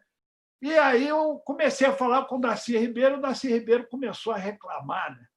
Não, porque eu lutei pelo índio, não adiantou nada, eu lutei pela educação das crianças, não adiantou nada, minha vida foi inútil, não sei o quê. E o Caio gostando, né, daquele negócio para baixo, assim, que era o jeito dele. Aí eu virei e falei, espera um pouquinho, está tudo errado. Não é nada disso. Você lutou pelo índio e deu certo, você lutou pela educação dos jovens e deu certo, você isso, você aquilo. Aí ele deu uma animada, né? Aí desanimou de novo. Eu falei, o quê? Ele falou, eu fiz isso tudo que você está falando e pensei que eu ia morrer de tiro de marido ciumento e vou morrer dessa porcaria de câncer. Aí o Caio começou a rir. Eu falei, salvou sua vida. Você fez o Caio rir, conseguiu fazer o Caio rir. Você deu certo, pronto. Fantástico. Obrigado, boa noite. Obrigado. Ricardo, só dá uma olhadinha. Eu não sei, travou o seu vídeo, nós não estamos te vendo. Ué? Tenta ligar e desligar, porque o pessoal do YouTube está dizendo que não está aparecendo. Para mim tá bom, está normal aqui para mim. Está aparecendo normalmente? Para mim, normal, imagem e som. Para mim também está, Rogério. Tá sim. Porque para mim não está aparecendo e no YouTube... Para mim está normal também, estou vendo e ouvindo bem. Agora sim, Ricardo. Você ligou e desligou? Obrigado, pronto. Vamos lá, tem bastante gente para perguntar, vamos tentar ser rápidos. Walter Rogério, vamos lá. Só abrir seu microfone e perguntar. Ricardo, boa noite. Boa noite. Fiquei muito feliz de conhecer você. Obrigado. E você é um sujeito, um escrevinhador de esperança e de sonhos. O que eu ia perguntar a ti é sobre o livro Histórias do Meu Avô, biografia de Alceu Moroso Lima. Você dá uma pincelada para a gente, por favor. Então, esse livro é do Chiquito, que é o neto do Alceu de Amoroso Lima, com quem eu tive a oportunidade de trabalhar no Jornal do Brasil. É um menino, ele já é um senhor, admirado, respeitado, um líder cristão de direita, mas um homem altamente emocionado, inteligente, humano, respeitador, né? E o Chiquito, o filho dele, fez esse livro e eu tive a felicidade de ser o editor do livro e lançar o livro fez muito sucesso, inclusive concorreu ao Prêmio Jabuti, enfim. Então, é um livro muito bonito, é uma biografia feita pelo neto, que, de fato, viveu a vida desse avô. Então, é um livro muito rico. Quem quiser conhecer um pensador cristão, de direita, mas de responsabilidade social, uma figura mágica, um escritor encantador, que leia esse livro do Chiquito. Legal. Obrigado, Walter, pela pergunta. Um abraço, viu? Obrigado. Sibila, sua vez. Ricardo, muito obrigado aí pela sua participação, pelos ensinamentos que você nos deixou, e pelo seu carinho, pela sua forma gostosa de falar, mas não na verdade, eu não agradeço a você, não, eu agradeço aos teus pais.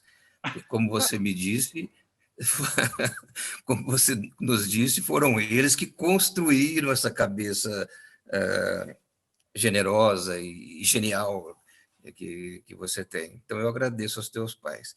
Mas eu te faço uma pergunta, né, que como eles que construíram essa mente privilegiada, você fala que o fake news você já aprendeu sozinho, você aprendeu com as pessoas, aprendeu que no jornalismo não pode ter a mentira. Eu concordo bastante com você, mas eu faço uma pergunta. Será que essas coisas individuais que a gente aprende, que você aprendeu com seus pais, será que não há uma necessidade de socializar isso de uma certa forma? Por exemplo, diretas já, se fosse simplificada ao individualismo de cada um, ela não teria o valor social que acabou tendo. Então, eu te pergunto, né, se não é necessário construir essas mentes privilegiadas em torno de instituições talvez até como a UBE, fazendo trabalhos assim coletivos. E muito obrigado aos teus pais. Olha, o meu pai chamava Remi, R-E-M-I. E ele ainda brincava quando as pessoas não entendiam. Eu falava, como é que é? Ele falava assim, 2 notas de música, Remi. E a minha mãe chamava Ionice, mas nunca ninguém chamou de Ionice, era a dona Nicinha, que era uma figura encantadora. No teatro, ela tinha o pseudônimo de Dionicedro. Então, de fato, você tem a mais absoluta razão. Agora, é importante que pessoas como eu, como você, como muitos dos que estão aqui nos assistindo, todos, e outros tantos, que tiveram o privilégio de uma educação, de um acesso à cultura, de uma informação que desse consciência cidadã, que desse responsabilidade. O negócio da fake news, eu trabalho com fato, eu não trabalho com versão do fato. Cada fato tem várias versões, tem várias interpretações, mas nós temos que estar responsavelmente comprometidos com o fato, o jornalista. Tem gente que me pergunta como é que um jornalista escreve ficção. Não é difícil, não é complicado? Ora, quando eu estou fazendo poesia, eu posso falar o que eu quiser, eu posso criar a fantasia que eu quiser. Mas quando eu estou fazendo biografia, eu tenho um compromisso com a verdade, como eu faço numa reportagem. Então, você tem que ter a capacidade de ligar e desligar. Você é cineasta, você é poeta, você sabe disso, né? Um documentário, e você é dono dessa arte de fazer bem feito, um documentário, ele tem compromisso com a verdade. Agora, a poesia, não. A poesia é sonho, é imaginação, é viagem, né? Então, nós que tivemos a felicidade de uma educação e de uma cultura, eu diria até privilegiadas num país como o Brasil, nós temos obrigação de liderar processos. Então, você está corretíssimo. São essas instituições como a nossa UBE que têm a obrigação de pegar pessoas como você e como outros tantos, e eu posso ajudar também, e tudo, no sentido de buscar fazer valer a voz. O pessoal fala para mim, escuta, você é dono de uma assessoria de imprensa.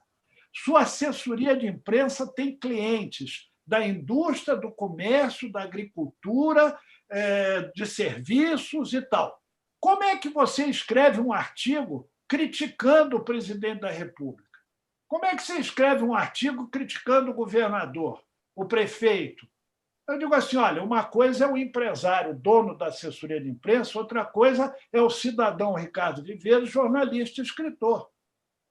Ah, mas eles se misturam sim. Eu tenho a coragem de dizer a verdade. Eu não vou ficar com medo de perder cliente, até porque minha assessoria é a única do país que não aceita conta pública. Governo municipal, estadual, federal, economia mista, não aceito, nunca aceitei. São 33 anos de empresa.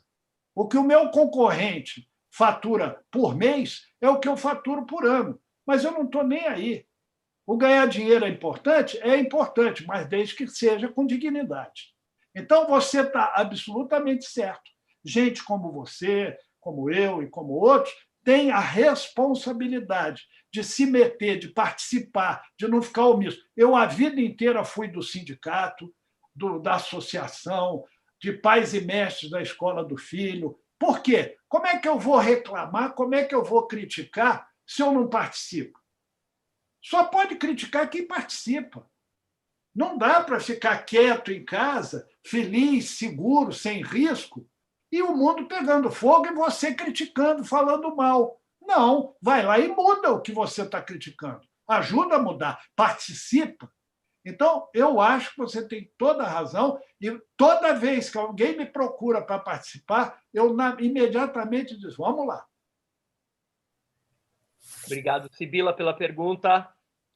Vou interromper as perguntas por um instante só para saudar o presidente da UBE, que chegou. Ricardo, diz boa noite para a gente. Ricardo Ramos, filho. Oi, pessoal, Ricardo Viveiros, prazer em te conhecer, prazer em estar com você aqui hoje. Eu tinha uma outra live, agora a gente vive mergulhado nas lives, uma que eu já tinha acertado com muita antecedência, não podia cancelar, mas eu tentei de todo jeito escapar dela o mais rápido possível para vir para cá e te ouvir um pouco, tá? Me desculpe, estou vendo aqui os amigos, muitos dos amigos de sempre, um beijo para todo mundo, é um prazer estar com vocês aqui, e estou vendo que a casa está cheia, estou gostando de ver, gostei de ver.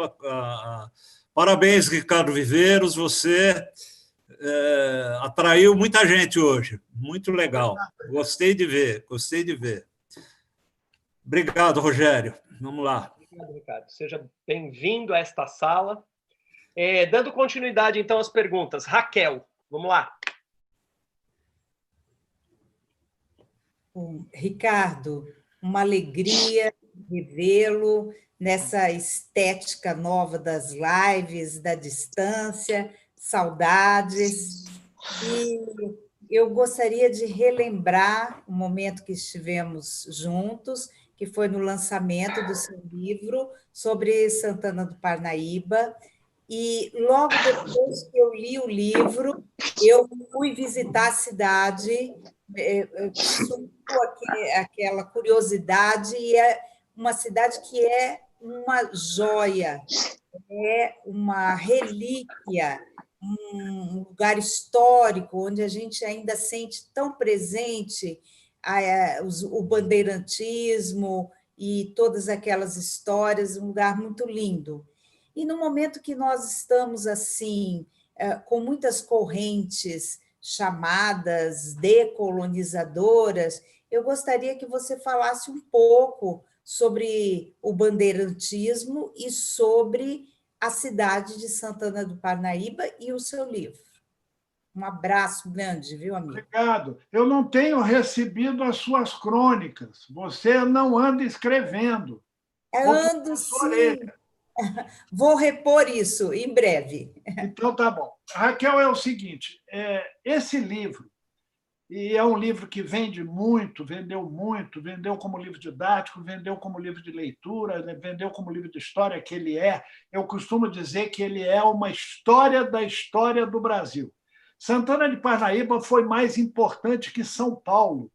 Pouca gente sabe que o padre José de Anchieta saía do pátio do colégio a cavalo e ia até Santana de Parnaíba dar comunhão para Susana, que era a fundadora e era a grande mulher da cidade. Ela não aparecia, porque naquele tempo mulher não podia aparecer, mas ela foi a primeira grande do estado de São Paulo, feminista, uma grande mulher, Susana disse, uma grande mulher.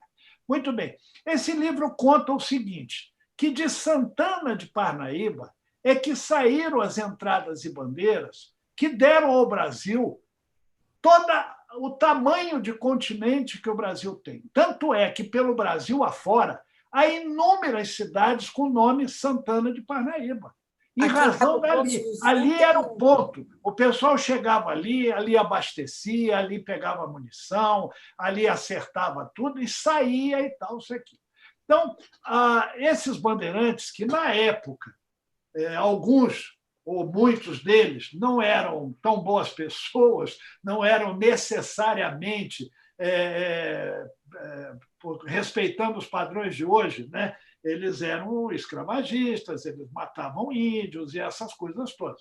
Então, nós sabemos disso. Agora, o livro conta a história do fascínio da cidade. Desde esse tempo, de 1500, eu comecei o livro, na verdade, na Espanha, no Tratado de Tordesilhas, e passo a Portugal, e de Portugal venho para a Bahia, venho para o Rio de Janeiro, venho para o litoral paulista e subo para o pátio do colégio e chego em Santana de Parnaíba. Então, esse livro conta uma história da história do Brasil feita por esses heróis anônimos. Essa é a grande graça do livro, mostrar pessoas que a história não respeitou, que a história não registrou, e mostrar a importância dessas pessoas para as fronteiras brasileiras, para esse Brasil continental que nós temos hoje. É um livro que eu gostei muito de escrever, custou 15 anos de trabalho, né? Um livro que é pura pesquisa, pura investigação, né? Um livro muito mais até de historiador, né? Do que de jornalista, de historiador que eu não sou e de jornalista que eu sou, né? Então, foi um livro que me deu e continua dando muita alegria. Ricardo, só comentando que aqui em Mato Grosso do Sul existe uma cidade, Santana do Paranaíba, e essa cidade foi por onde passou o Visconde de Toné e encontrou a sua personagem Inocência. Foi mais uma coisa que me ligou a Santana do Parnaíba. Muito obrigada, querido. Até breve. Obrigado. Obrigado, Raquel, sempre aqui com a gente, muito obrigado. Ricardo, ainda tem algumas perguntinhas, podemos passar um pouquinho das 8h30? Pode, eu estou aqui por conta de vocês. Não fala isso que a gente fica aqui mais tempo, hein? Toda vez que eu estou em tão boa companhia, eu não quero que o tempo passe, eu não quero que acabe. Obrigado. O Fabrício Paneto Vieira pergunta, você, nesse tempo que a gente está vivendo, pandemia, guerra política, teve alguma inspiração de obra contando este momento que nós estamos vivendo? Artigos. Eu tenho escrito vários artigos, como eu disse, eu escrevo para a Folha de São Paulo, às vezes também publico no Estadão e em jornais pelo Brasil inteiro. Aquele artigo, inclusive, que você comentou, o Frágil Democracia, saiu em espanhol, saiu em inglês, em alemão e vai sair em russo. Acabou fazendo um sucesso danado. Mas eu tenho escrito, Fabrício, sobre a pandemia, sobre esse momento que a gente está vivendo, como está sendo, como poderá ser depois da pandemia, o que nós devemos nos preocupar depois da pandemia. Eu comentei aqui que, da mesma maneira que há o ruim da pandemia, há o bom da pandemia. E o bom a gente não deve abrir mão. Depois da pandemia, a gente não deve voltar com os erros. A gente deve manter a qualidade do que aprendeu, do que cresceu, do que evoluiu. Eu dei alguns exemplos até bizarros. A família ajuda em casa, tira o lixo, lava a louça, põe a mesa, e isso é importantíssimo. Por que a mulher tem que fazer isso só, e só ela? Não, todos nós temos a obrigação de participar, é uma vida em comum. A família é uma construção, ela é feita por todos têm que participar. A educação com lixeiro, a educação com entregador, a educação e o respeito ao profissional da saúde, e assim por diante. Então, tenho feito, não me inspirou um livro, mas, talvez lá adiante, quem sabe, mas artigos eu tenho feito. Ariovaldo Caudalho lhe pergunta, o que te levou a disputar a vereança em São Paulo? Essa eu não sabia, hein? Essa é antiga, essa é bem antiga. A história é o seguinte, num determinado momento, e aí eu lembro a pergunta do Sibila, num determinado momento, não havia ninguém do jornalismo, da cultura, da educação, que quisesse ser candidato e representar o interesse do setor.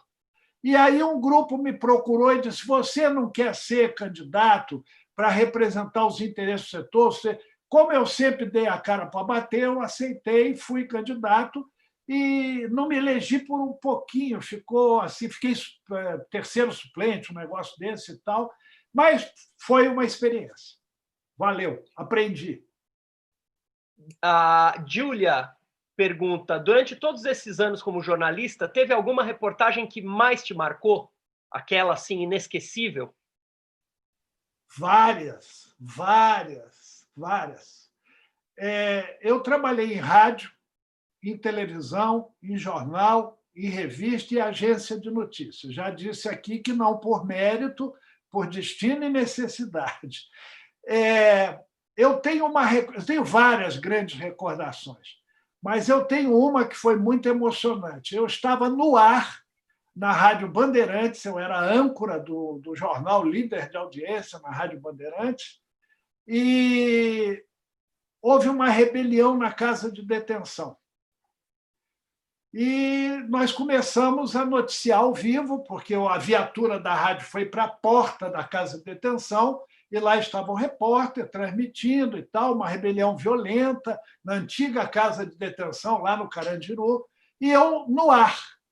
E aí o produtor do programa, um jovem, um rapazinho, pegou o telefone e ligou para o diretor da casa de detenção, que era o Luiz Camargo Wolfman, o Luizão, chamado Luizão.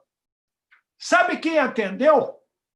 O bandido líder da rebelião, que tinha acabado de invadir a sala do diretor e prendido o diretor. Aí ele atendeu. Quando ele atendeu, o produtor me botou o bandido no ar. E eu entrevistei o líder da rebelião sozinho, no ar, ao vivo, e ele fez todas as reclamações, contou toda a história, e eu acalmando o sujeito. Foi um negócio assim de grande emoção, né? Então, há vários momentos, eu cobri guerra, né? Enfim, há momentos assim de imensa emoção, de alegria, de tristeza, né? Eu vivi muito isso. Eu me lembro quando morreram meu filho e a minha neta, passou na minha cabeça, né? Eu cobri tantos desastres contando a história dos outros, e agora eu não estou cobrindo, mas estou presente, vivendo a história que tanta gente viveu, a triste história de perder um filho e uma neta. Né? Um filho de 26 anos, que era cartunista, e uma neta de 7 meses. Então, a vida do repórter ela é construída entre a razão e a emoção. E quando ele está fazendo a cobertura, a entrevista, ele tem que botar a razão à frente da emoção. Mas ele tem que controlar essa emoção. É muito sofrido o trabalho. Muito sofrido. Então, a gente tem mais 2 perguntas, uma da Luciene e depois o Ralph quer fazer. Essas vão ser as 2 últimas. E depois tem um pedido para você ler uma poesia sua aqui para a gente encerrar a entrevista, se você puder. Então, Luciene, peraí. Pode fazer a pergunta, Luciene. Márcia, não, vou pedir aqui ajuda aos universitários. Luciene, está conosco? Pega um livro de poesia meu lá, o Doce. Sem microfone. Pronto, agora seu microfone está aberto. Agora sim, né? Pode perguntar. Primeiramente, quero te agradecer, Ricardo, uma aula aí para a gente, foi uma entrevista assim, fascinante. Você é muito carismático, uma pessoa muito agradável, muito obrigada mesmo. Eu moro aqui em Portugal, né? Estou em Lisboa. Estou indo para em novembro. Então, eu quero, depois eu vou pedir o seu contato, que eu quero marcar pelo menos um café com você. Tá bom? Mas com muita alegria. Eu fui durante 2 anos diplomata junto ao governo português. Eu amo Portugal, eu adoro Portugal, eu conheço Portugal inteiro. Norte, sul, leste, oeste. Não é tão difícil, porque é pequeno, mas eu conheço o país todo. Cada cidade, conheço Vila da Feira, conheço o que você nem imagina. São coisas assim apaixonantes, eu gosto muito. E eu vou muito feliz, vou dar um curso, vou participar de um seminário, vou dar uma palestra. A imprensa está me recebendo muito bem. Né? Eu tenho uma ligação com o Expresso, que é um jornal importante, respeitado. Aliás, estão para publicar esse meu artigo, Frágil Democracia. Né? Enfim, eu gosto muito daí. Vou tomar um café na sua casa. Tá bom. Eu sei que você mora perto do Pastel de Santa Clara, não é isso? Não, Pastel de Belém. Pastel de Belém. Isso, então, vou tomar um café com Pastel de Belém. Vai ser um prazer enorme. E a minha pergunta, eu também sou jornalista, trabalhei muito em televisão, jornal, revista no Brasil, e as entrevistas que mais me tocaram foram de pessoas que eram anônimas, pessoas que não eram famosas. E eu queria que você contasse alguma que te tocou a alma mesmo, alguém que você entrevistou e você mudou por dentro, que você olhou e falou, nossa, essa pessoa simples, sem nenhum, às vezes, nenhum estudo, e é uma pessoa extraordinária e tem realmente aprendeu com a escola da vida. Eu queria que você contasse alguma história para a gente. Olha, boa pergunta. E alguém aí atrás, desculpe, eu não lembro o nome, me fez uma pergunta sobre o livro que eu escrevi, que eu adorei, que eu amei, que eu achei sensacional, mas que não foi famoso, ou que não vendeu tanto quanto eu esperava que vendesse e tal. Então, eu vou lembrar uma biografia. Eu fiz várias biografias e não faço biografia de gente famosa, de gente rica, de gente importante. Eu tenho biografias de muitos famosos, mas eu tenho biografia de gente totalmente anônima. Por quê? Porque escrever biografia tem que ter faro de repórter. Você tem que garimpar uma história boa, né? Eu tenho um livro que é um sucesso, que chama Todo Mundo Disse que Não Ia Dar Certo. Aí, por que esse título? Porque eu garimpei e descobri 20 pessoas, homens e mulheres, de origens diferentes, idades diferentes, educação diferente, que tinham uma bela história, uma bela ideia, e todo mundo disse que não ia dar certo. E deu. E eles ficaram ricos. Eram pessoas simples, pobres, e ficaram muito ricos. Marcas famosas. Esse livro é um sucesso. Todo mundo disse que não ia dar certo. É da Geração Editorial. Então, ele conta 20 histórias de pessoas que eram simples, pobres. O cara vendeu um Fusca velho, levantou o fundo de garantia, vendeu um sítio da sogra. Então, todo mundo disse que não ia dar certo. Os caras peitaram e ganharam dinheiro, ficaram ricos. Né? Então, o repórter ele é assim, ele fareja. Então, eu tenho algumas biografias de gente absolutamente desconhecida, cuja história é de sonho. Eu tenho um livro, por exemplo, chamado Coragem, que é de um espanhol que nasceu na escadaria do metrô, na Guerra Civil. A irmã empurrou a irmã para baixo para livrar do tiroteio, ela rolou a escada e o neném nasceu. Nossa. O pai dele e a mãe eram camponeses. O pai ganhava dinheiro apostando. Aí você vai falar em quê? Todo mundo apostava, trazia um boi e ele dava um soco na cabeça do boi, o boi caía morto. Quando o boi não morria, ele perdia a aposta. Mas ele sempre matava o boi, com um soco. Tão forte ele era. Esse sujeito era filho único. Esse pai e essa mãe eram loucos. Onde eles moraram no mundo, todo o dinheiro que eles ganhavam, eles transformavam em ouro, botavam num saquinho, cavava na parede, botava, pintava, arrumava. No dia de mudar da casa, eles tinham que derrubar a casa, porque eles não sabiam onde tinham guardado o ouro. Esse sujeito, sabe o que ele foi? Garçom do Hotel Glória do Rio, atendia o Juscelino Kubitschek. Motorista de embaixada, mecânico de barco de pesca no Peru, camponês, capataz de fazenda no interior do estado do Rio, fazendo café. Foi tudo. E hoje é milionário. Fascinante. Então, essas histórias que você descobre... Outro dia eu fiz um livro que foi uma das coisas que mais me emocionou na vida, de uma senhora, Lídia Miyake, cujo nome não é esse, ela tem um nome japonês, que veio do Japão para cá, lutou sempre com dificuldade. E é uma pessoa que construiu maravilhas. E hoje ainda é uma pessoa pobre, humilde, simples, mas rica, intensa, maravilhosa, porque é uma mulher de sonho. Sabe o que ela tinha? Uma pensão. Você não tem ideia dos estudantes que passaram por essa pensão, filhos de rico e filhos de pobre, que ela ajudou e cuidou.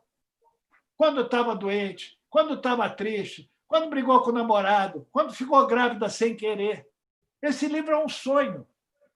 E é uma pessoa absolutamente desconhecida. Eu entrevistei camponeses, eu entrevistei um senhor, um negro, que foi botar o sapato no pé pela primeira vez, ele tinha 14 anos. E tinha que ser um sapato grande, porque o pé tinha aberto, de nunca ter calçado, o pé dele era uma lancha. Então, embora ele não fosse tão grande, precisava usar um sapato imenso, porque senão o pé não cabia. Esse sujeito, para mim, ele falou tantas coisas, uma delas é assim: devagar que eu tenho pressa. Você falou, o que é isso, né? Devagar que eu tenho pressa de continuar vivo. Né? Frases que você fica pensando e pensando e pensando e pensando e faz o que você disse, você muda. Né? Qual é a importância da mentira? Eu ouvi isso de uma pessoa simples. Qual é a necessidade da mentira se você sabe que é mentira e o que importa é a verdade? Não é fantástico? É de uma simplicidade, né? Total. É humano, é muito Mas humano. aí é que está. O segredo de escrever biografia, o segredo de escrever livro para criança, o segredo de escrever romance. Sabe, uma vez, o Gabriel Garcia Marques, sabe o que ele falava? Ele falava assim: não existe ficção, é tudo verdade. Aí eu fui amigo do Jorge Amado. Sabe o que o Jorge Amado dizia? Não existe ficção, é tudo verdade. Mas como assim? Eu ando por aí, eu vou no prostíbulo, eu vou no botequim, eu vou na hospedaria, eu vou no cais do porto, eu ouço história. O que é ficção é quando eu junto as histórias numa só. Uma que eu ouvi aqui, outra que eu ouvi lá, uma que eu ouvi no passado, uma que... Aí, a arquitetura do texto é ficção. As histórias são verdade. Por quê? Porque você tem que ser honesto. A matéria-prima é a vida. Você não... Agora, claro, há coisa criada, mas criada em cima de emoções que você viveu. Né? Então, a honestidade do autor, ela é fundamental. É aquilo que o Drummond me disse. Receita para escrever bem é não escrever. Se você quer escrever usando peremptório, axioma,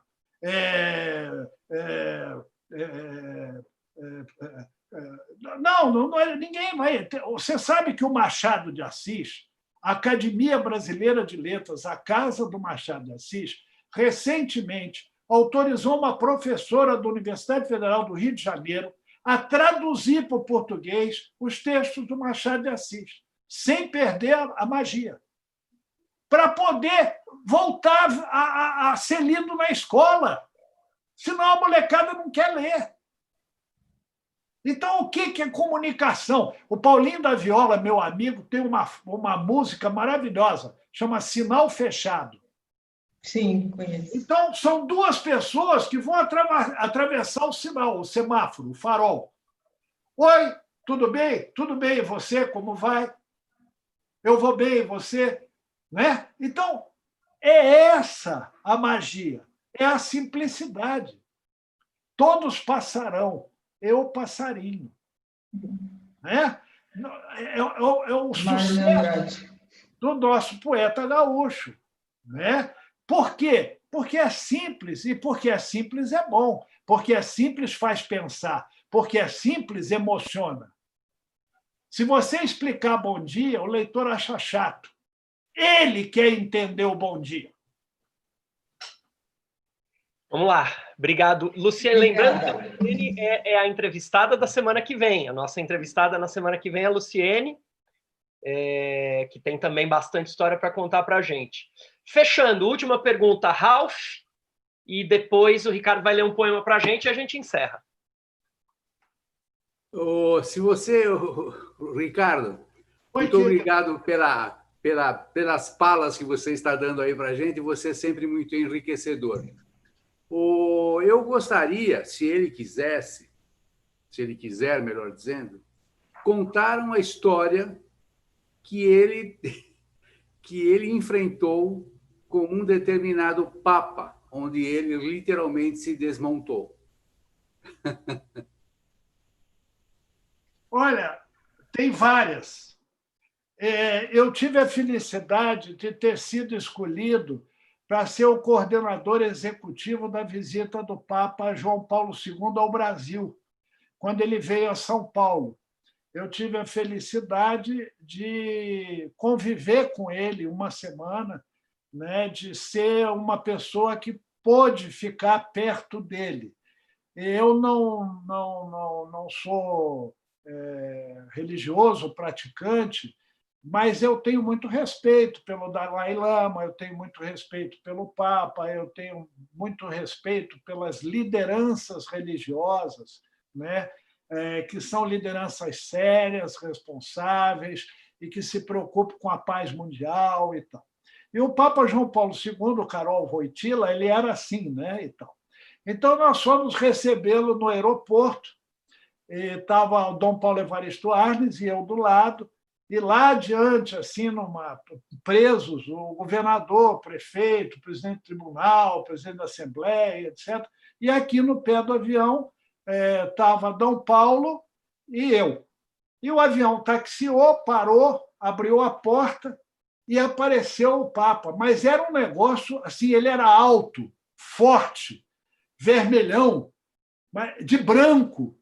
Era uma figura assim impressionante, parecia o Cristo Redentor do Rio, lá do meu Rio de Janeiro, na porta do avião, né?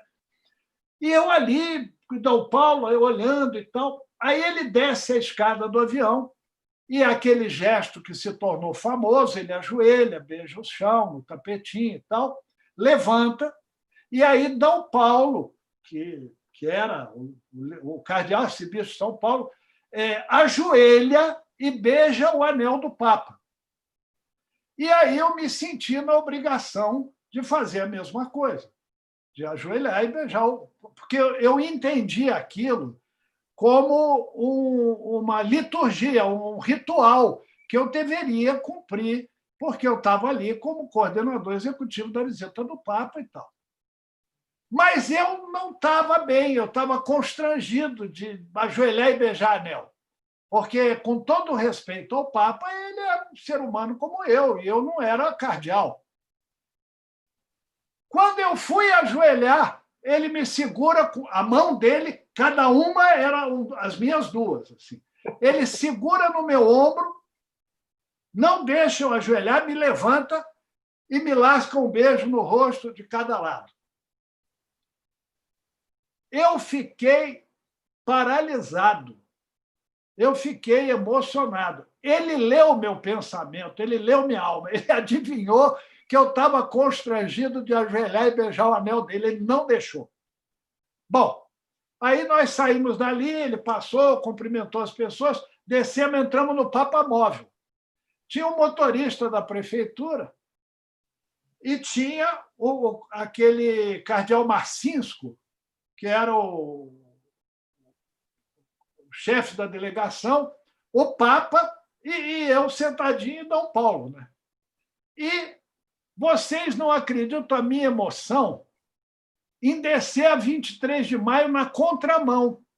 Foi a maior transgressão automobilística que eu cometi na minha vida.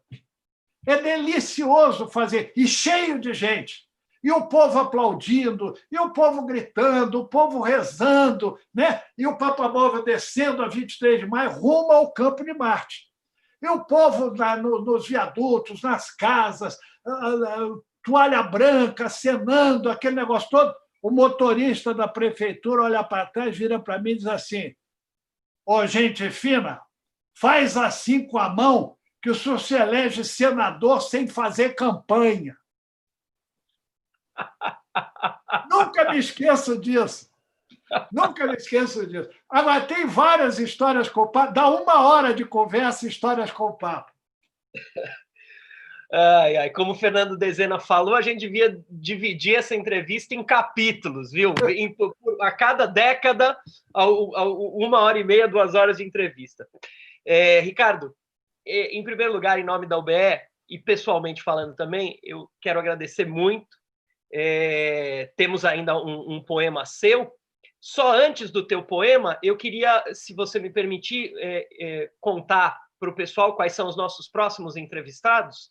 Faz favor. Assim eu procuro e acho aqui. Isso, enquanto você se prepara aí, para o pessoal saber os nossos próximos entrevistados.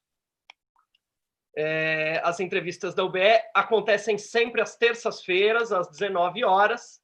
Vocês são todos muito bem-vindos, vocês que estão aqui na sala do Zoom, vocês que estão aí no YouTube e aqueles que vão assistir essa entrevista depois. Semana que vem a gente tem Luciane Balbino, que acabou de fazer uma pergunta aí agora há pouco. Foi repórter, jornalista, escritora, dramaturga. Ana Maria Martins, no dia 18 de agosto, Academia Paulista de Letras, participou da secretaria da UBE, da diretoria da UBE, quando foi na presidência de Ricardo Ramos, né? Vai ser uma grande entrevista. Mariana Félix, que é slammer, poeta, que tem milhares de seguidores, milhões de vídeos, de vídeos assistidos no YouTube, que representa aqui para nós um movimento importante dentro da literatura brasileira hoje. Em 1º de setembro, Ana Lazevicius, que é autora de livros para crianças e adolescentes, e Gabriel Perricet, que é educador.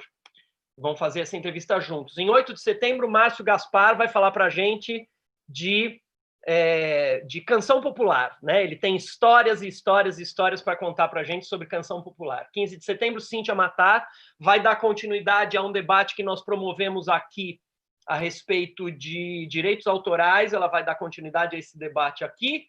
29 de setembro, Tony Bellotto, que além de ser guitarrista dos Titãs, é lógico que eu no dia vou ter que fazer alguma pergunta sobre rock and roll, não vou me aguentar, mas é também escritor, vai falar aqui dos livros dele. Então a agenda tá boa, Ricardo, a sua poesia, depois vou dar a palavra para o Ricardo Ramos para a gente se despedir e vou encerrar a entrevista. Olha, é desse livro, Doces Beijos Amargos, cuja capa é do Zélio Alves Pinto, e as ilustrações também. Canção da Fraternidade. E quando não há mais ar, você assopra em minha face, e eu aspiro, respiro, deliro. Quando tudo está negro, você olha em minha estrada, e eu caminho firme sob o sol. Não havendo água, você chora em meus lábios, e eu engano a sede. Ao me faltar alimento, você reparte comigo sua fome e me consola o vazio. E quando não há mais força, você me abraça, me esquenta e me faz subsistir de pé. Quando a vontade de morrer é grande, você canta para eu dormir. Eu acordo, recordo meu sonho e há esperança de viver. Eu agradeço de coração essa entrevista encantadora. Ricardo Ramos Filho, nosso presidente, faz as despedidas e a gente encerra a noite de hoje. Ricardo, eu agradeço muito a sua entrevista. O pouco de tempo que eu fiquei aqui fez com que eu tivesse tido muita pena de não ter assistido a entrevista toda, mas ela vai estar gravada no YouTube, eu pretendo degustar a entrevista o mais rápido possível, porque pelo entusiasmo de todos presentes aqui, pelo que apareceu no chat aqui, eu sei que todo mundo adorou. Então, parabéns, um prazer enorme te conhecer finalmente pessoalmente, né? Se é que esses encontros virtuais significam conhecer pessoalmente, né? Mas é quase isso, né? E eu queria agradecer, como sempre, a presença de todo mundo, lembrar que a Maria Mortati amanhã está lançando o livro dela, né? E convidar todos para esse lançamento, a nossa amiga que está sempre aqui presente. E, enfim, deixar meu beijo aqui para todos os amigos da UBE e muito satisfeito com a entrevista, com a presença de vocês. Eu acho que a gente está conseguindo, aos pouquinhos, fazer a OBE que a gente queria, tá bom? Beijo para todo mundo, gente. Bom, muito obrigado, Xará. Eu conheci seu pai, eu admirei muito seu pai, sempre admiro muito o trabalho dele, a obra dele. E eu disse outro dia para o Rogério que vocês estão fazendo uma gestão muito boa, dá alegria. Eu andava triste com a minha UBE, mas hoje eu ando feliz. Vocês têm feito um trabalho sério, responsável, independente, vocês têm dado voz às novas gerações, vocês têm tratado com respeito às gerações do passado, vocês estão resgatando a dignidade da União Brasileira de Escritores. Ela volta a ser uma casa do escritor, da escritora. Ela volta a ser um fórum de discussões da intelectualidade brasileira. Vocês estão de parabéns. Muito obrigado, é isso que a gente quer. Muito obrigado por vocês terem me feito o convite. Eu espero que tenha tomado o tempo de vocês de uma maneira prazerosa. E foi. As ordens de vocês, e vamos juntos, e parabéns pelo trabalho, e muito obrigado a todos os que entraram, ficaram, participaram, saíram, ouviram, e é sempre bom ter esse carinho do leitor, do colega, esse aprendizado, essa troca de energia positiva que soma nessa esperança para melhorar esse país tão complicado e sempre tão judiado na cultura e na educação. A gente vai melhorar o país, vamos sim, todos juntos. Pessoal, eu agradeço a todos, agradeço ao Ricardo mais uma vez. Ricardo Viveiros, foi uma entrevista encantadora, uma aula para todos nós. Eu vou encerrar nossa gravação com essa despedida, mas eu deixo a sala aberta um pouquinho mais para quem quiser se despedir aí. Uma boa noite a todos. Boa noite a todos, obrigada. Até beijo, Raquel. Boa noite, pessoal. Vamos te ver. Querido. Boa noite a todos, obrigado. Boa noite, Walter. Um abraço. Boa noite, Ricardo. Boa noite, presidente. Um abraço para todo mundo. Obrigado, bom te ver. Boa noite a todos. Boa noite, Maria, Alexandre. Amanhã estaremos lá, hein, Maria? Boa noite, Ricardo. Pessoal. Obrigado, Ricardo, pela entrevista. Boa noite a todos, boa noite, Rogério, boa noite, Ricardo. Está desligado o microfone. Um abraço. Boa noite, Maria, presidente. chegou hoje, hein? O teu já chegou, Maria não está Ricardo, conseguindo abrir o microfone, Rogério. Você consegue? Tentar. Maria, veja se apareceu para você ativar o seu som aí.